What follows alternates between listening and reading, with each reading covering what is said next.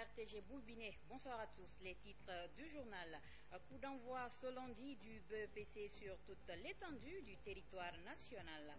Cette évaluation, la deuxième après celle de la rentrée en 7e année, concerne plus de 100 000 candidats.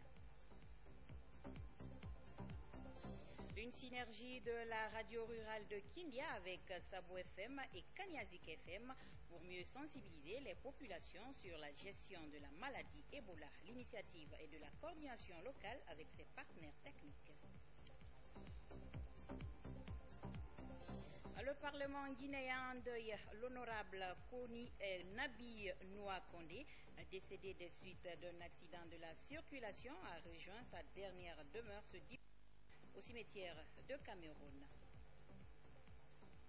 Une fois encore, bonsoir. Après les entrées en 7e année, c'est au tour du brevet d'études du premier cycle. Ils sont 100 812 candidats retenus cette session.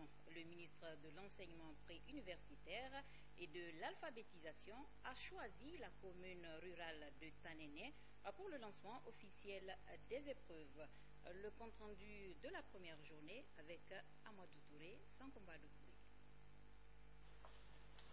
4 collèges ruraux forment le centre de brevet d'études du premier cycle de Tanéné avec 354 candidats.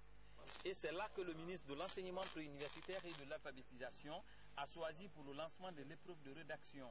Sur le plan national, 100 812 candidats, dont 38 637 filles, sont décidés de troquer le kaki contre le bleu-blanc cette année. Pour le réaliser, ils doivent compétir dans 9 matières pendant 5 jours. Mais avant, Dr Ibrahima Kourouman précise les règles de la compétition. L'objectif du gouvernement n'est pas de recaler. L'objectif du gouvernement est de faire en sorte que les gens méritent le passage. Le président de la République s'est véritablement investi pendant ces 5 années pour que notre école change. On est en train de se battre pour qu'elle change. Et aujourd'hui, ceux qui sont les principaux concernés dans ce changement, c'est d'abord les élèves. Cette année, nous avons fait quoi? Nous avons travaillé pour qu'il y ait multiples sujets. Il y a 2 sujets. Dans tous les centres, dans toutes les DP, dans tous les îles où vous pouvez enseigner, il y a au moins 2 enveloppes par matière. Personne ne sait aujourd'hui quelle est l'enveloppe que nous allons utiliser, quelle est la lettre qui va être utilisée pour demain. Je suis le seul à savoir. Et moi-même, pour le moment, je ne l'ai pas décidé, je l'ai décidé le soir. Après 0 cas de fraude à l'entrée en 7e année dans la direction préfectorale de l'éducation de Dubrika, les responsables de l'éducation sont rassurés du bon déroulement des épreuves cette année. L'entrée en 7e s'est bien passée, nous n'avons enregistré aucun cas de fraude, parce que nous avons sensibilisé. Ce matin, nous avons sillonné presque beaucoup de centres. Après le lancement de la première épreuve dans le premier centre, nous avons constaté qu'il y a vraiment une discipline de sérieux et pour les candidats et les surveillants. Après Tanéné, Dr Ibrahima Kourouman s'est rendu à Kolabundi dans la DPE de Bokeh pour le lancement de la seconde épreuve avant de terminer à Kamsar où il a visité plusieurs centres d'examen. À présent, ce communiqué du ministère de la fonction publique, de la réforme de l'État et de la modernisation de l'administration. Dans le cadre des réformes engagées dans le gouvernement de la Troisième République, le ministre de la fonction publique, de la réforme de l'État et de la modernisation de l'administration informe tous les acteurs de la vie publique guinéenne de l'organisation du premier forum national sur la clarification du rôle et des missions de l'État dans le processus de développement le mercredi 29 juillet à Rivera Royal Hotel à partir de 9h. Sont priés à prendre part à cette importante rencontre les ministres, les secrétaires généraux, les chefs de cabinet de tous les départements ministériels, les institutions républicaines, le médiateur de la République, les partenaires techniques et financiers, les représentants de l'administration locale, les organisations de la société civile guinéenne, les organisations patronales et les représentants du pouvoir national, traditionnel j'allais dire, ayant reçu une lettre d'invitation placée sous la présidence du président de la République, professeur Alpha Condé, le ministre de la fonction publique s'est compté à présent sur la présence effective de tous les invités. Signé Sekou Kourouma. Autre sujet d'actualité, les travaux de déploiement de 4000 km de fibres optiques sont en cours dans la zone de Dubreka.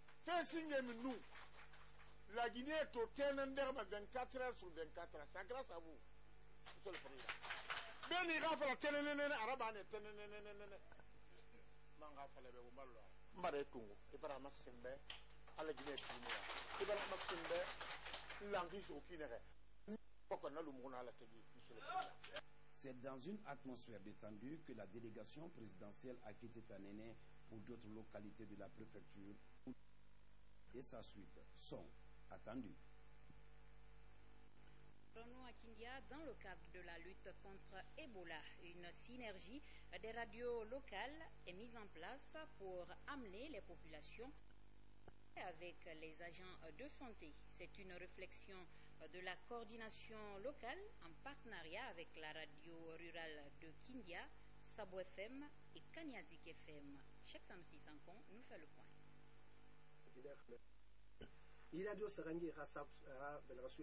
Cette émission du débat sur les antennes de la radio régionale de Kindia consiste à conscientiser les populations locales sur l'existence de la maladie Ebola et de sa gestion. C'est une initiative des radios de la place pour amener les populations à collaborer avec les services de santé dans la riposte. L'initiative est le fruit d'un partenariat avec la coordination et ses partenaires. Ça a été initié par la coordination préfectorale de lutte contre la maladie à virus Ebola. Donc, Sabo FM, la radio rurale. Donc, c'est à partir des thèmes retenus à partir de la coordination préfectorale, parce qu'on se retrouve tous les jours à 16h. Donc, c'est là-bas où les thèmes sont choisis. On débat chaque fois de toutes les précautions qui sont à mettre en place dans le cadre de la riposte contre la fièvre hémorragique à virus Ebola. Et puis aussi, on a deux fois des invités techniques. Animé toutes les nuits à partir de 21h, durant 30 minutes par les professionnels de la communication et un communicateur traditionnel, cette synergie de la radio rurale de Kindia, Sabo FM et Kaniazik FM est largement suivie et appréciée par des populations de Kania. C'est très bien. Et ça a aidé la population à se maintenir contre ce fléau qui est en train de sévir, qui est en train de retarder le développement du pays. Cette synergie des radios est un moyen sûr qui facilite aujourd'hui l'intervention des partenaires dans le suivi des contacts et surtout dans les enterrements sécurisés au sein des communautés. Cet atout est à pérenniser, même si la prise en charge de ces communicateurs reste à désirer. Les jeunes de la SIG Madina se mobilisent pour assainir et curer les caniveaux. L'opération lancée hier dimanche devrait s'étendre sur plusieurs jours pour débarrasser leur quartier d'état d'immondice en cette période des grandes pluies. C'est un reportage de Sekou Dessouma rendu en studio par Nassoula Ibari. Débarrasser la SIG Madina de ses ordures ménagères et rendre l'environnement sain et propre, c'est l'objectif que se fixent ces jeunes pendant cette période hivernale. En s'inscrivant dans ce élan, les jeunes de cette localité entendent accompagner les autorités dans leur lutte contre l'insalubrité. Nous avons une équipe de sécurité aussi au sein de ce quartier qui veille au bien matériel de la population de Madina SIG. La jeunesse doit être active, il ne faut pas attendre que l'État vienne. Nous devons jouer notre rôle à la base. Notre rôle à la base est de participer activement aux activités du professeur, des activités du gouvernement qui veille sur sa population. Les autorités locales saluent l'initiative et s'engagent à œuvrer auprès de la jeunesse pour assainir la SIG Madina. Notre quartier ne dit pas qu'on sert d'exemple, mais nous faisons de notre mieux pour donner une belle image à notre quartier. Et si c'est copié par tout le monde, je pense que Conakry présentera une belle image. Cette campagne d'assainissement est un signal fort. En cause, elle marque l'implication de la couche juvénile dans le combat contre l'insalubrité. Sport à présent. Dans le cadre des préparatifs des Jeux africains et olympiques Brazzaville 2015 et 2016, la Fédération guinéenne d'athlétisme mise sur deux de nos compatriotes, Émile et Moussa Condé, tous évoluant aux États-Unis. Ces athlètes pourront apporter leur expérience à l'équipe guinéenne, n'est-ce pas Ibrahima Souri Fofana? Émile et Moussa sont des enfants du couple Mamadi et Dr Yenessaran. Ces deux garçons évoluent tous depuis plusieurs années aux États-Unis d'Amérique où ils s'illustrent dans l'athlétisme à travers des compétitions universitaires avec des performances dignes des championnats d'Afrique. Nous avons l'intention de renforcer notre équipe à travers deux jeunes qui évoluent aux États-Unis. Nous avons eu la chance de rentrer en contact avec eux à travers leur papa. Mais il y a un qui est très performant, quand même, qui peut venir. On estime le temps qu'il fait. Il s'appelle Émile Condé. Il fait déjà du 13,77 déjà sur les triples sauts. À cette performance, on est forcément un athlète déjà en finale pour le triple saut aux Jeux africains de Brazzaville. Mais nous avons des petites difficultés actuellement. Donc nous allons demander au ministère d'accepter qu'on l'accrédite, mais quand même qu'on le fasse MPTA comme le football le fait. C'est de l'envoyer un billet.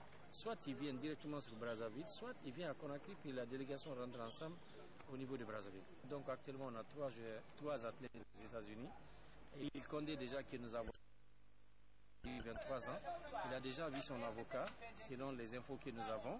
Il a déjà fait une fiche de sortie pour les États-Unis. Donc au jour d'aujourd'hui, lui, il peut déjà venir renforcer un peu notre équipe.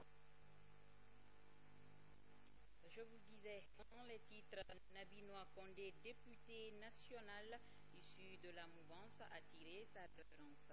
Décédé le vendredi dernier suite d'un accident de la circulation, Noah Condé a regagné hier dimanche sa dernière demeure. Parents, amis et collaborateurs étaient sur le lieu pour lui rendre un dernier hommage. Robert Siditono était de la partie suivie. 36 jours seulement après la disparition tragique de l'honorable Mfali Yaradouno, l'Assemblée nationale enregistre à nouveau une perte. L'honorable Condé, député national, a tiré sa révérence vendredi dernier des suites d'un accident de la circulation sur la nationale Kindia-Conakry. Ce dimanche, à l'exposition de son corps au Palais du Peuple, plusieurs personnalités ont effectué le déplacement, parmi lesquels les élus du peuple, les compagnons de lutte de l'illustre disparu, sa famille et quelques membres du gouvernement. Tous venus lui rendre un dernier hommage. Aujourd'hui, c'est un jour pathétique pour vous. Depuis l'annonce du décès, la famille a bénéficié de l'assistance morale, technique, financière des membres du gouvernement, des honorables députés et de toute la population guinéenne. L'honorable Nabi Noah Condé, du Grand Konia et du Grand RPG n'est plus. À cette douloureuse occasion, je prie le bon Dieu pour qu'il lui accorde son paradis. Amen. Le moment est certes pathétique pour pouvoir retenir et dire tout ce que je retiens de l'homme. Cependant, je m'efforcerai à reconnaître certains mérites de ce patriote hors pair, gros travailleur et respectueux. Né en 1953 à Tindikoro, dans la préfecture de Beila, l'honorable Nabi Noah Condé était un agronome de formation. Passionné de politique, il adhère très tôt au RPG dès ses premières heures. Il fut d'ailleurs membre fondateur de ce parti en Jérécorée. Au terme de plusieurs années de combat, il est élu député national. Il est aujourd'hui arraché à notre affection par un accident de la circulation. Oh, Nabi Noah, ton combat politique à nos côtés au cours de toutes ces années est l'illustration de ton parfait engagement et de ta constance dans la conviction qui t'a amené au RPG. C'est la deuxième perte au sein des députés de la 3e législature. L'honorable Noah s'en va, laissant derrière lui une veuve et 8 enfants. Paix à l'âme de tous nos illustres disparus. Fini ce journal. Merci de votre aimable attention. Au revoir.